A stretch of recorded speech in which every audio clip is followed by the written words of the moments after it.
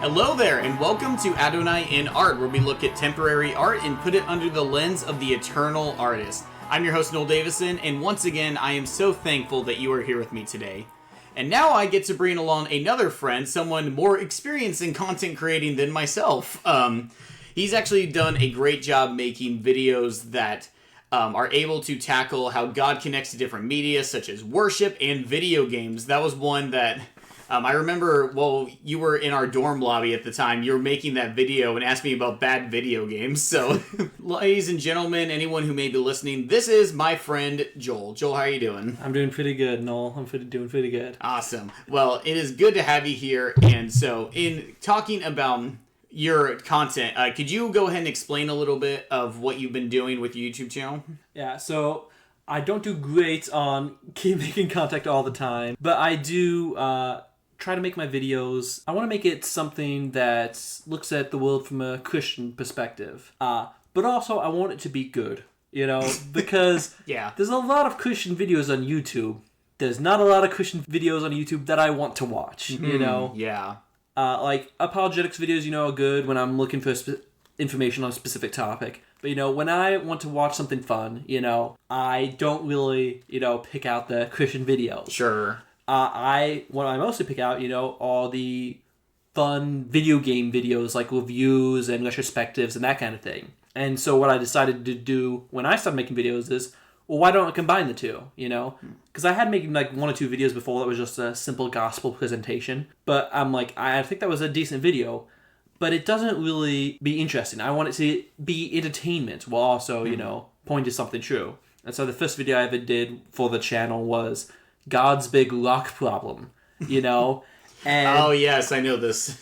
So I'm trying to talk about the omnipotence paradox. Can God create a lock that's too heavy for him to lift? If he can, create it, well, then he can't lift it, And if he can't create it, then, again, either way, there's something he can't do. And that is a really stupid argument, And so I made a short video on that, kind of exposing how ridiculous it is. Basic premise, is that it's kind of like asking, could Shigeru Miyamoto beat Bowser in a fist fight? That's the essential argument of the video. Because, okay, Shigeru Miyamoto created Bowser and Mario and stuff as digital creations. He could crush Bowser by crushing an SD card with Bowser on it. He's not on the same plane of existence, And to say, God and a rock on the same plane of existence is just frankly ridiculous, And again, I use that video game analogy to help make that clear, And so I did a few other videos, worship, video games, stuff like that, because I want to think, okay, how can I talk about some topics I'm passionate about, but I also do it in a way that's entertaining. So I always have side gags or something, or again, the omnipotence paradox episode, there's one part where I show God be luck, here's the stats, and I show a Mario and Luigi stat screen or something, and and I add a lot of hidden details into that. I'm because that kind of thing is fun, you add, that's the kind of thing, you watch a video, wait, what was that? You skip back and you pause it just to that point, and it's what is this wall of text or something that's sudden? What's the joke here, And that's the kind of content I enjoy. So I'm okay, why not make videos in that style? And I'm not great about doing it because I don't have all the time in the world, but it is a fun thing to do, and I do think it is meaningful, because I'm answering these questions, these evidences against God, or just do video games matter, or do they matter in the great scheme of things and that kind of thing. So, yeah, it's something I'm passionate about. If I get more time, I should make both of them. But oh, sure. And I get that too, because this has been an exhausting project. I love doing it, but I'm in the same boat as you, where it's you see all these videos and it's oh man, that would be so much fun, but you don't realize how hard it is. It's so much effort gets put into it that most people don't know about. Yeah, there's scripting, there's making sure there's jokes, making sure the video looks good. Focus. I cannot figure out focus on a camera. That is... Don't look too closely at some of my videos. Thank God this does not have visuals, otherwise I'd be in the same boat. This apartment light right now would not do justice. Yeah. But I want to say, like, not just to butter you up in a podcast, but even when I was watching those videos, like, I've seen videos other friends have made and thought, like, okay, I appreciate their effort, but I can say, oh, they're not, like, good quality in my opinion. But you actually make genuinely good stuff. Like, okay, like, I could be nitpicky about it, but, like, screw that. At the end of the day, like, you've made very informative, fun videos, especially your video games one, which, like, I've noticed compared to your other videos, that seemed to have taken a lot of time off your hands, but I think it was worth it. It was a lot of fun watching. Thanks, Noel. I appreciate that. Absolutely. And one thing that I've seen in your videos, and even something that I've seen whenever we hung out in our college days, was that you are a big Mario guy. Yes. In the same way that, like, I'm always wearing a Spider-Man something, like, you're literally wearing a Luigi hat as we're doing this. Yes, right now I'm wearing one. Did you plan that for this, or did you just happen to put on a Luigi hat today? I wear a Luigi hat a lot of the times when I'm going places. It's just like, I got this Luigi hat. I'm like, I'm going to wear this, you know. Yeah. I lost the first one actually at an airport, and so it's like, oh, I got a new one, you know. I got a new one, because you know I couldn't be without the Luigi hat for too long, you know. How would people know I'm a Mario fan? You know, what would I wear in line? You know, to when I buy the next Mario game that comes out. You know, I gotta have it. How else will people know? If you're wearing like a Christian college shirt, it's just like, you don't like Mario. Where's your merchandise? Like, not like you're already gonna spend $80 on a game, not even counting the $500 console. Yeah.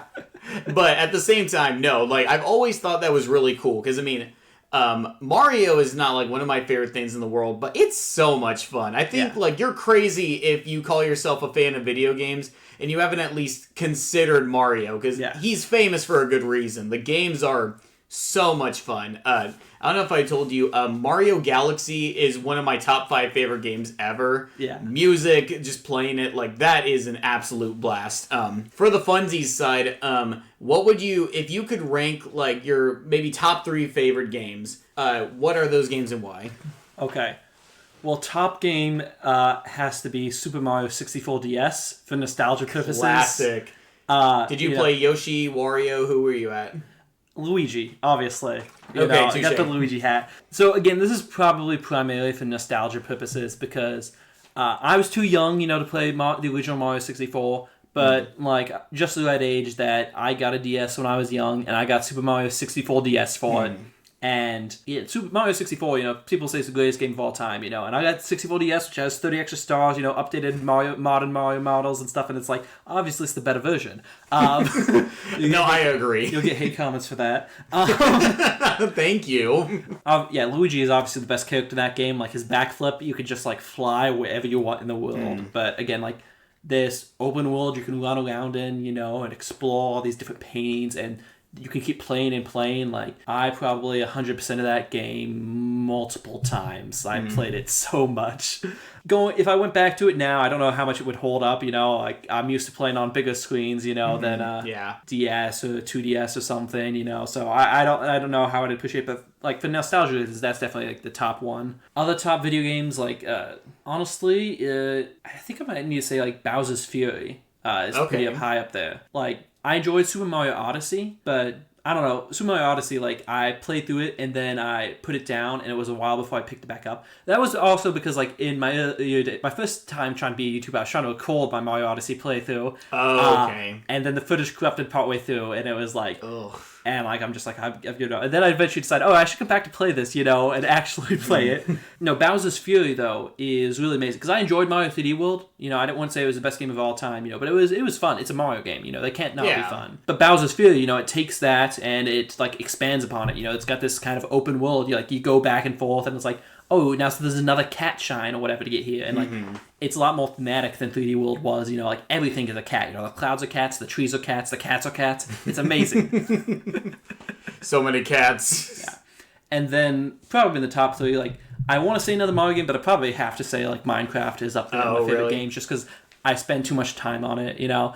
With Minecraft, what it usually ends up being is I play it a lot for a few months, and then I just drop it for a few months, and then I pick it back up again, you know, because they've added like a few new updates or something. And that's an easy game to play with family. You know, my sister loves Minecraft. You know, it's always like, hey, I want to hang out with my sister. You know, she's off, she's married, living like a few hours away, and so it's like I don't get to see her as much, but we can just join online, play Minecraft together, and that's always a fun thing. And again, there's mods for Minecraft and stuff, so I get a lot of I probably spend a lot of time in Minecraft. Again, sometimes just don't play it all for a few months. I need to catch up on my Switch collection of games. Sure. That's how I've been every time I want to get a new game. It's like there's 8 different games I'm not playing right now that I need to get done. Yes. No, like my last semester of college was very short, and so it's like, okay, how many games here that I've started can I go ahead and complete? And I got like 5 done in a month. Oh, really? Because I had almost no classes that I need. Like, I was finishing the last 1 or 2 required classes, Ooh, okay, so it's nice. like, it didn't have very much, but... Okay, nice. And so, with the topic of Mario, do you think there's a reason that Mario has stuck with you so much? And if it's not a big, poignant reason, it doesn't need to be, but I am curious,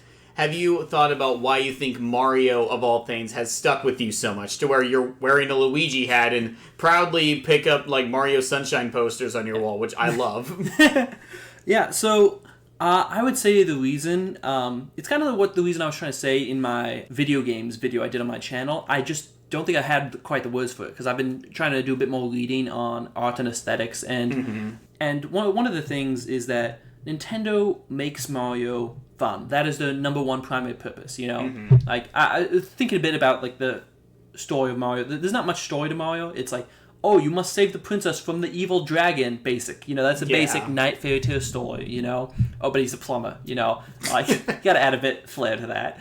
But there is, the basics of a story there, in the sense that, like, okay, you are... and it's different from, like, a lot of other stories, because, in a video game, you're actually part of it. You are the one saving the princess. You are the action. But, again, what I was trying to say in my video is, like, there is, purpose to video games, because, like, people say video games waste your life, but I'm just trying to say that there was purpose to video games, and I didn't have the words for it, but I think there is aesthetic enjoyment in video games, There is enjoyment that is aesthetic, it's not useful, you look at a picture, a painting or something, you don't get any use out of looking at a painting, unless it's like, here's a picture of instruction manual or something, he's had to put things together, paintings in an art museum, they don't have any real value, they have aesthetic value. And what I was trying to, again, like, I didn't have quite the vocabulary for it back when I made that video games video, but there is, aesthetic purpose, there is, like, things that, reach beyond just the, what does it do, because video games, what do? They don't do anything, they just, sit on your shelf or you play them or something, but, like, they're not doing something in the world. But, again, like, we play video games all the time, and, like, why would we play it, if we didn't have a reason for it? It's hard to say what that reason is. Again, it's kind of aesthetic value. And so Mario games in particular, Nintendo, like, they don't make it, a great, like, they don't usually make a great story, like, Mario Galaxy is probably the most story heavy, but it's basically, Dragon steals it, in space. Pretty much, yeah. But it does, like, feel epic, and it does feel more. But the thing is that Nintendo always goes fun, because there is value in fun, It's like, objectively, it's like, what does fun do for you, Like, if you're just a creature, that just evolved monkey or something, like, what does fun matter for you? No, it doesn't. But as a human being, you have... eternity set in your heart, God made us, we have value, we are made for something greater than, like, just this life, we're made for eternity, we're made for God, and He is the creator, and creative, these kinds of things, these aesthetic things, have value in themselves, this aesthetic value. And again, like, I didn't quite have the words for in my video game video, and also I don't know if I'd use the word aesthetic, because that, it doesn't roll off the tongue, in a funny haha YouTube video. Sure.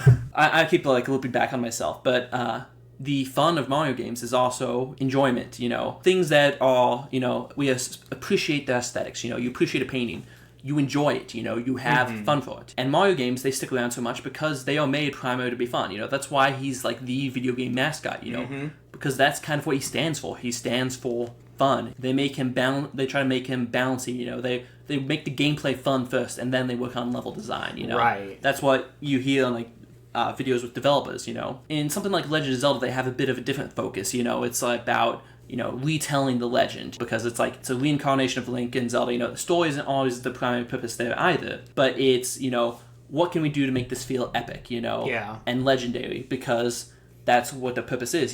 They're aspiring for something higher, these eternal values. You maybe say platonic values, these values that are not just physical things. That's why something like, I think like Lord of the Rings. That's why the movies and books stick with us. Because they don't point to necessarily kings, like there's kings and knights and wars and stuff in the book, but what do they point to? They point to pity. Have pity. Bilbo and Frodo have pity on Gollum. They point to honor with Boromir and Aragorn. They point to these eternal values, things that matter beyond the work itself, And that's like, I've read some fantasy nowadays as I enjoy it. And then I realized, okay, what is the author pointing to here? He's pointing to, the solutions, are to be found in this world, It's like, well, the characters really need to therapy or something, That's the 21st century therapy, that's the be-end all of human existence. Sure. And as opposed to something like Lord of the Rings, that's going to last much longer because it points to eternal things. Yes. And again, kind of getting off topic here, but fun, enjoyment, we were made, I think there's like a creed somewhere, the creed somewhere we're made to enjoy God and love Him forever. Enjoyment, is like a value. It is something that matters more than just temporal things, And so again, like obviously, you can waste your life playing video games or something, but there is something to be said, for the value inherent in video games. Yeah. And again, like Mario, they primarily make it about enjoyment. That is the thing. Again, like I was saying, Zelda, they go for something a bit different. They still make sure it's fun. Like they're not going to make it unfun. But other video games, the primary purpose is different. Some games are meant to tell a story.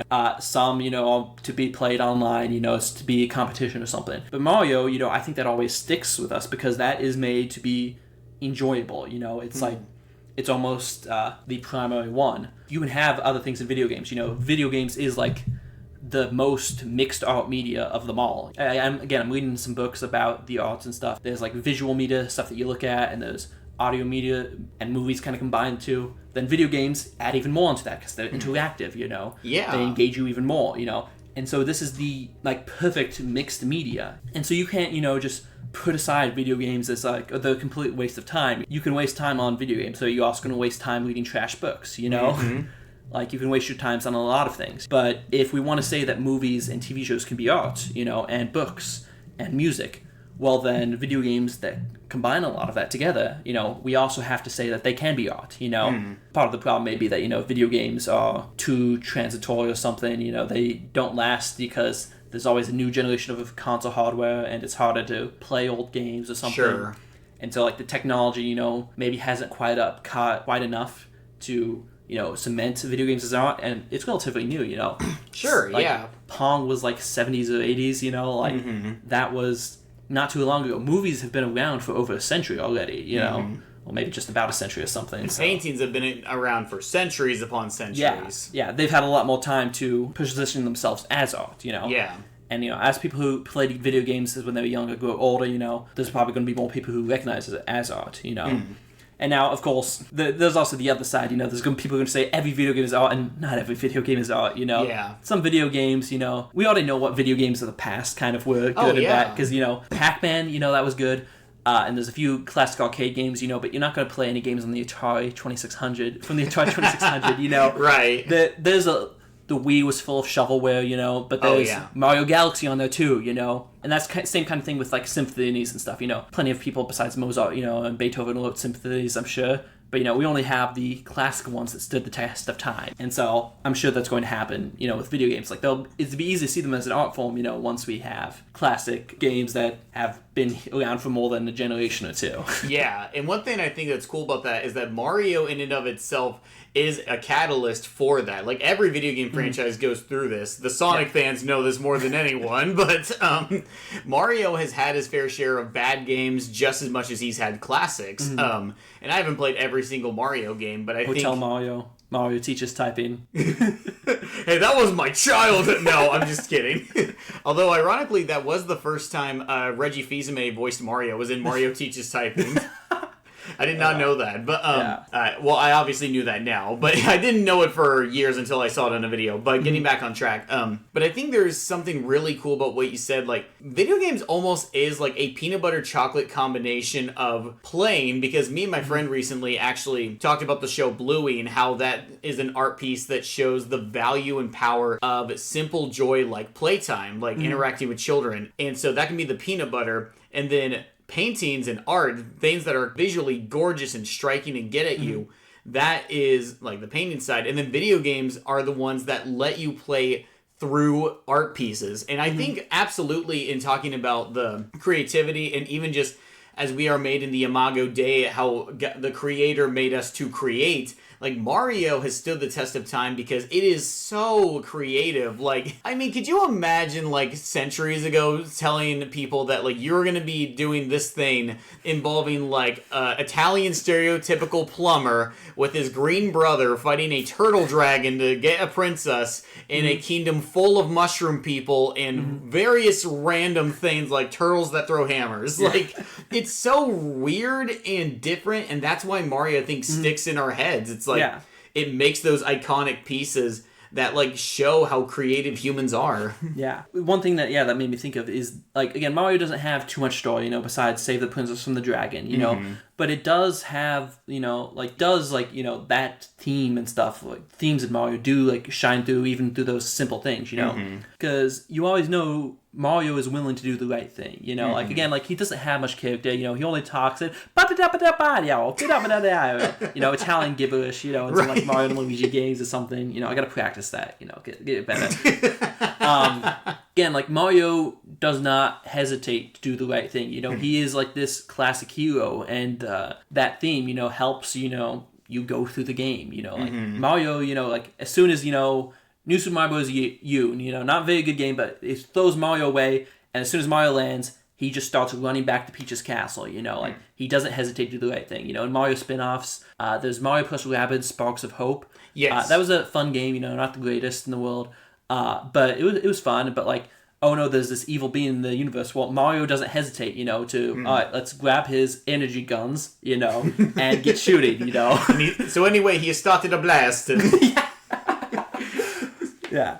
But, like in any game, like, you see, like, Mario is ready to do it. And maybe that's just because, like, they want the, the bare bones of the plot to happen. Mario got to go stop the bad guy. But, the traditional, like, oh, Mario fell into the Mushroom Kingdom one day, and, there's this Bowser's kidnapped the princess, and he's like, he's willing to do it. Like, the movie, is the basic story of this, not much story to it, but again, like, he's willing to help out, do the right thing here. And then there's also, contrastly, the story of Luigi, he is too afraid to do anything, he'll stay by Mario because Mario is his hero. He's a bit in the shadow, he's a bit off the side, he's a bit of a coward.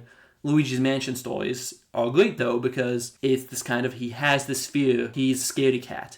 And he has to go fight ghosts, which are very, very scary. Like, he's scared of small things, and he's like, gotta fight ghosts.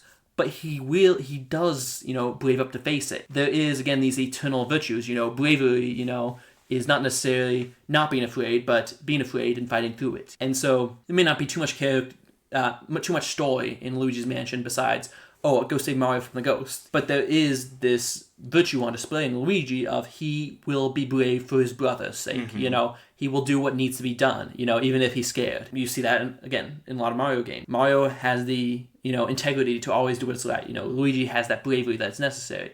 And again, these are very, this is just the basic parts of the plot, but it's still these heroes, Mario Brothers, they're still heroes, they still do what is good. That's, holds the game together, that holds the theme. And, like, don't you want to be a hero, and that's what makes it so interactive for us, because we want to do this thing, we want to help save Mario from the ghost or save Peach from Bowser, Like, again, it's very basic, but we still feel for it, we still feel that theme doing through this, because we were made to be brave, we were made to have integrity, we were made to do what is right. And so, it might not inspire, you too much, because you're just thinking of playing through the game sometimes, but, it kind of does inspire me, because, of course, I'm going to do the right thing. And that is equally valid as any other story or media. Like, when I first started this, one thing that got really stuck in my heart is that the gospel itself from the beginning has been like a video game, and this time just because it's something originally that was scoffed at. Like, your king is the one who decided to die on a cross. Your kingdom is not of soldiers, but it's of people loving each other. Mm-hmm. From the beginning, the gospel has been foolishness to the world. It's like, it doesn't make sense. And even 2,000 years later, people still say that makes no sense. Yeah. But like you said, that's what matters, because we are in 2000-something AD, not even mentioning all the years past. And yet God and his people have stood the test of time. The Bible is not some outdated book because it has the morals of eternity. It has the lessons that we need. And I think the fact that Mario spoke to you in that, praise God, that is awesome. Like, I mean it seriously. Like, that is incredible. And that is just as valuable as my love for Spider-Man, because God chooses what's foolish in the world to confound the wise. That's in 1 Corinthians 1, where he's talking about the gospel itself. But then through creations and art, I think it's cool that, like, Mario can do that for you. And it's wonderful, because that is something that reaches people. The same thing. It's like, we've had Pawn, we had Frogger, but like, those games are now considered like the relics, right? Like the retro games. But Mario has gone on through iteration and iteration and iteration, even to where I don't know if you heard this, Super Mario 3D Land's development happened during intense tsunamis in Japan. So, wow. Whenever the people were forced to sent home, at one point, one of the creatives decided to release his personal email so they could all stay in contact. And so they came back friends, and they poured that energy into 3D Land. And that's another game where it's like, there's not really a plot at all. All there is just like, the tanuki trees, flowers fell everywhere, Bowser's at it again. But like, the backstory behind that game being made, I think that makes the experience richer, because I mean, I don't play 3D Land expecting a rich, advanced story, but do I need a rich, advanced story in my video game? I think something that helps a lot with art, especially because, like, I come from a background of loving certain Star Wars movies that people think are garbage, and we're allowed to have those opinions, but I think something we get caught up on is we set our own expectations on what art should do for us, and there's times where I think, like, well, why don't we think about what the art is telling us? Like, if I go into Mario expecting a Kingdom Hearts level story of complexity, I'm going to be disappointed, because that's not what Mario wants to do. But just wait for Mario 64 over 1/2, 365 days, 2.5. Oh, like that one will answer all of your convoluted plot ideas, you know. And finally we'll learn if Peach really did birth Bowser Jr. All-Star Edition, 3D, and Knuckles. I love Knuckles. But what you're saying is, like, it made me think of, I'm very into philosophy, and, like, I started getting into writing and stuff, and there is kind of this idea of philosophy and stories and stuff, that stories just reflect the history, you know, but the way I've begun to understand it is creation, fall, redemption, restoration. Every story follows these plans, you know. The biblical story is God created the world. Man fell into sin, you know, casting creation to sin with him. Redemption, Jesus came along at the climax, you know, turning world history around.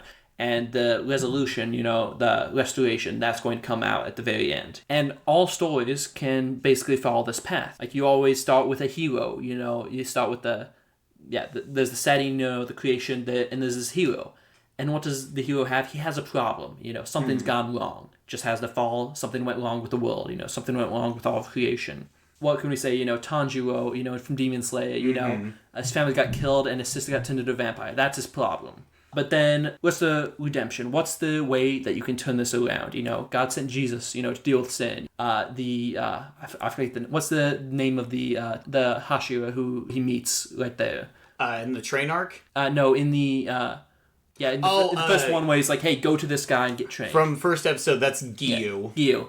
Okay, so Gyu, you know, he offers Tanjiro a solution, okay? You want to save your sister, you know, go train to be a demon slayer. Here's what you need to do. Just as, like, hey, here's the gospel. You need to believe in Jesus to save. Here's the plan. Hero has a problem, you know, Mental gives him a plan, you know, and there's this possible redemption for him. And at the very end, you know, Demon Slayer hasn't ended yet, but, you know, there's going to be a restoration. Like, it's going to be something, the problem is going to be solved. We don't know how, maybe people will die along the way. But there's going to be ultimate restoration of the story, you know, just as there's an ultimate restoration of the world, you know, of humanity. And all stories, you know, follow that same kind of basic thing. There's a creation, fall, redemption, restoration. That's ingrained in how we tell stories, because that's ingrained in how the universe was made, how we were made. And so as, God is creator and we are sub-creators, what can we do but, retell that story time and again? Art and everything is, based off of God, the creator, the ultimate author of life. So, and the only way I think that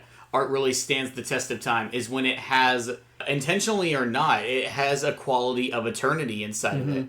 I think there is an interesting argument to be said about art that shows sin in a way, because The Batman is a movie I love because it shows sin is communal and how these people continue to hurt each other because like pride and sin in different aspects hurt everyone, including how Batman forms into that. But I think there's something really good about like when you just get those basic positive qualities from God, loving your neighbor, of caring for others, being a hero, and what that means to be a hero, and courage in doing the hard thing, like that speaks to you. Because I know for me, like I get so giddy about Spider-Man because it shows the qualities of a hero who is willing to do the right thing and help people when he gets no help back. And what I love about Mario, even just like the aspect of like how the character works, is that you're right, he's just constantly noble. You don't question in your mind if Mario helps people. And in one way, people could say like that's because he's not well written or he's just a basic character. But maybe we just need to put the right word to it. Instead of basic, maybe it's fundamental. The idea that these are the fundamental qualities of what we're supposed to look like as humans and what ultimately is found in Jesus, and that's something Mario conveys. Sin, Bowser, his selfishness, trying to hurt others. And yeah, it can be simple, but like the reason this sticks with us is because this is real stuff that happens in our lives, not someone shooting fireballs, but we know what it feels like when people oppress others, when they're selfish and hurt others because of that. We know what it feels like to sometimes be taken hostage or feel like a victim, like Princess Peaches, although it's sometimes argued if she's really a damsel or lets it happen, like it changes on all analogies break down at some point. But that's the point. This can still matter. Perfect. Yeah, nothing's a perfect representation or something. But like you were saying, an example I've heard before is Star Wars. George Lucas based it on like Buddhism, and Joseph Campbell's Hero's Journey and stuff. And, Hero's Journey is very similar to what I was saying about creation, fall, redemption, or whatever. But Star Wars, well, it's based on Buddhism. What is the actual story? It's a story of light versus darkness, the original trilogy. Luke helps overcome the darkness in his father. And that's not what Buddhism is, because Buddhism tells you there is no difference. You don't want to have any sufferings. You don't want to have any struggles. The goal of Buddhism is to pass into nothingness, into the void, nirvana, nothingness, no self, non-existence. And so Star Wars, it betrays itself. Like George Lucas may have been trying to tell this Buddhist story, with the force, impersonal force around us. But what he ended up telling was the triumph of light over darkness, good and evil. And that's what you find in Christianity, not in Buddhism. And so again, like every story, like you were saying, like it sticks with us because it points to eternal truths, it points to the numinous, you could say. It points to Platonic concepts that exist outside this temple sphere. And so like even like again, try to tell a Buddhist story and he ended up telling one that's more Christian, than he would want to admit, And that's like any good story is going to do that, it's going to say good, this is good and this is evil, because everyone lives in a Christian world, even if they don't believe it. So the good stories are the ones that, adhere, like, it's funny, the best fictional stories are the ones that are the most real. Yes. Like, they may have dragons in it and stuff. They may have demons and slayers and stuff. They may have turtles breathing fire and jumping around, swinging them into mines or something. But they have, the fundamental truths that we experience every day. Temptation or fighting against evil.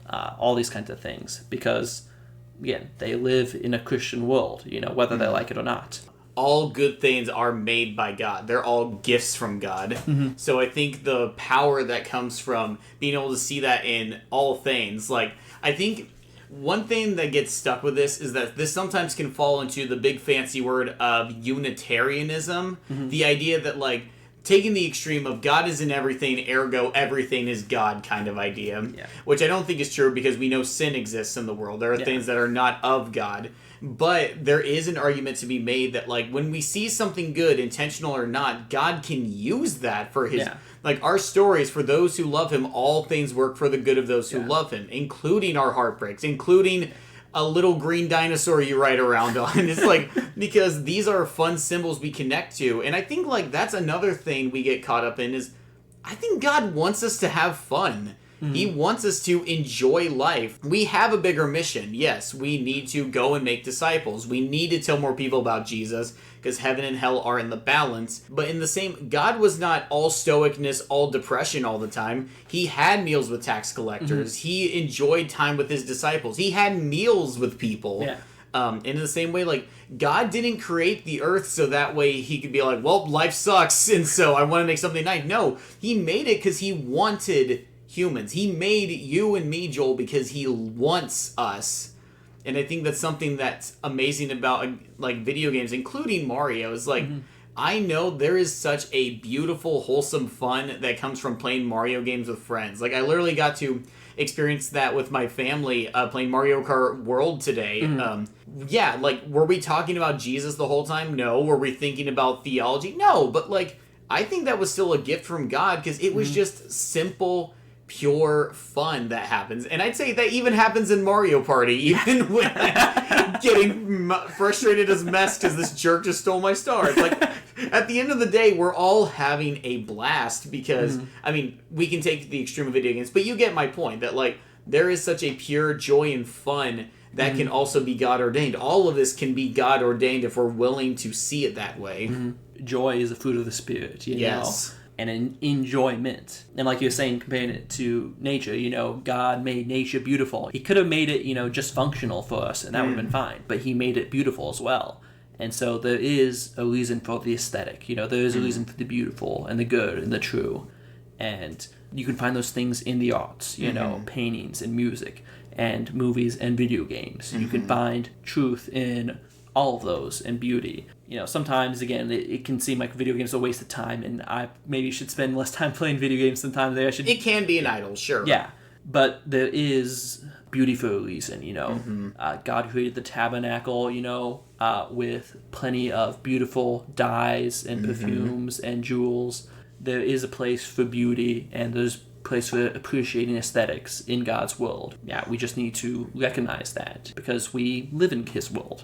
Yes, I love that. We live in his world. And so things like this, man-made or not, can still be something beautiful and valuable.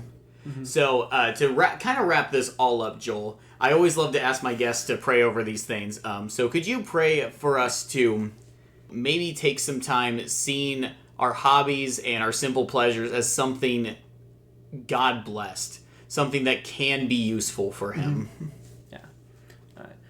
Dear Lord, we pray as we conclude our time today that we recognize your touch, the touch of the creator of the universe, the author of life, in the things that we enjoy, that were created, that were authored, that were made.